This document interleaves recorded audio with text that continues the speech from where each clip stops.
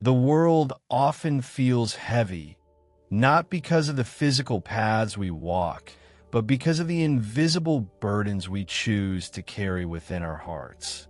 It is a weight that doesn't press down on our shoulders, but on our very souls, dimming our vision of the beauty around us. Our story unfolds on a narrow trail, tucked deep within an ancient forest. The air is thick with the scent of damp soil and the lingering electricity of a departed storm. The sky is a canvas of shifting grays, slowly revealing slivers of hopeful blue. However, the torrential rain has transformed the landscape. The path has been reborn as a treacherous river of thick, mahogany-colored mud. Two companions, Bodhi and Mani, are making their way back toward their village. They are returning from a long season of silent contemplation in the high mountains, seeking inner peace. They walk in a meditative silence, the only sound being the rhythmic squelch of their boots in the soft earth. Bodhi, the elder, moves with a steady grace, his eyes reflecting the stillness of a deep lake.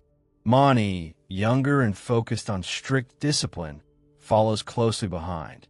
He is constantly adjusting his robes, meticulously avoiding the deepest puddles to keep his appearance pristine. To Mani, purity is something that must be protected from the outside world. As they round a sharp bend, they encounter an obstacle. The path has dipped into a natural hollow, creating a wide, stagnant pool of deep mud. Standing at the edge is a young woman, appearing like a lost blossom in the rugged wilderness. She is dressed in a gown of exquisite silk, the color of summer sky. It is clear she is far from home and unprepared for this muddy trail. She gazes at the filth with shimmering despair. To take a single step into that mire would mean the ruin of her beautiful garment. She looks up as the two men approach. Her eyes hold a silent, desperate plea for assistance. She stands there, paralyzed by the conflict between where she is and where she needs to be. Mani looks at her and then sharply averts his gaze. His mind fills with the rigid vows they took to remain detached from the world and maintain a sacred distance from others. He feels a flicker of pride in his discipline as he prepares to wade through the mud alone, ignoring the human suffering in front of him. To him, the woman is a temptation, a test of his resolve to stay clean. But Bodhi does not hesitate. He does not consult a mental checklist of rules. He simply sees a human being in need. Without a word, Bodhi walks directly into the heart of the muddy pool. The cold water rises to his knees, staining his humble, traveling clothes with dark streaks of silt. He reaches out and, with gentle strength, lifts the young woman into his arms, cradling her like a precious child. The woman lets out a small gasp of shock, clutching Bodhi's shoulders for balance. Mani watches from the bank, his jaw tightening in silent protest. He thinks of the should-nots that have governed their lives for months. He feels a sense of betrayal. How could his mentor be so careless with her sacred path? Bodhi carries her across the entire expanse of the treacherous mud.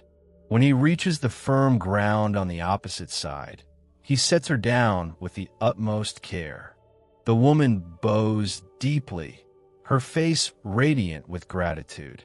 Bodhi returns the bow with a simple, serene nod and, without a backward glance, begins walking down the trail once more. Mani follows, but his experience of the journey has changed. He wades through the mud, but his physical discomfort is nothing compared to the storm brewing in his mind. For miles, the silence between them is a heavy, suffocating blanket woven from Mani's unspoken judgment. Every step Bodhi takes feels like an insult to Mani's sense of order. How could he be so reckless? Mani's internal monologue screams, "We promised to keep our hearts clean." He touched her. He held her. Does he have no respect for the tradition we serve? The sun begins its slow descent, painting the sky in bruised purples. The forest is vibrant, but Mani is blind to it. He is trapped in a mental loop, replaying the scene at the pool over and over. The way Bodhi's arms held her, the dark mud drying on Bodhi's hem. The more he dwells on it, the heavier his indignation becomes. It sits in his chest like a cold stone, making his breath jagged and his heart heavy. Finally, after hours of walking and nearly 5 miles since the pool, the pressure inside Mani reaches its breaking point. He stops abruptly, his hands trembling as he faces Bodhi. "Bodhi, I cannot stay silent any longer." Mani bursts out. "How could you do what you did? You know the discipline we have practiced. We are on a journey of internal purification. And yet, at that pool, you forgot everything. You picked up that woman and you carried her. You broke our sacred silence and the very rules that define us. How can you walk there so peacefully, as if you have done nothing wrong?" Bodhi stops. He turns around with slow, deliberate calmness. His face is not etched with anger, but with profound compassion. He looks at Mani's exhausted face and the way his body is hunched under the weight of his own thoughts. Bodhi speaks, his voice is soft as the evening mist. "My brother, I set that woman down on the dry bank miles ago. Why are you still carrying her?" The words hit Mani with the force of a sudden rain, washing away his anger. In that moment of realization, the crushing weight in his chest evaporates. He sees the truth with a clarity that humbles him. He realizes that while Bodhi's physical contact lasted only a few moments, Mani had been carrying her in his mind for hours. He had been carrying the judgment, the rigid adherence to a rule over a human life, and a memory that was already dead. He had allowed a single moment to poison his entire journey, turning a walk through a beautiful forest into a march through a mental prison. Bodhi was free because he knew how to be present. Mani was a prisoner because he was shackled to a moment that no longer existed. He was crossing the mud of his own mind, and he was drowning in it. We are all travelers on a muddy road. Every day, we encounter pools that test us. A coworker's sharp comment, a partner's mistake, or a past failure we cannot forget. These events are the woman at the pool. The question we must ask ourselves is, are we like Bodhi or are we like Mani? Do we address the challenges of life with what is required, whether that is kindness or taking decisive action, and then have the courage to set it down? Or do we pick up the resentment and the should-haves, carrying them with us for miles into our homes and our future? The past is a ghost that only has the power you give it. Every grudge you hold is a backpack full of stones you're choosing to wear. Every past mistake you obsess over is a chain you are forging for your own feet. We think we're being righteous by holding on to these things, but in reality, we are just refusing to be free.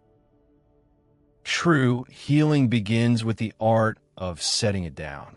To live a meaningful life is not to avoid the mud, but to learn to walk through it without letting it cling to your spirit. Purity is not about never touching the world. It is about not letting the world's shadows stay within you. As the sun sets on your day, look within and ask, what am I still carrying that I should have set down miles ago?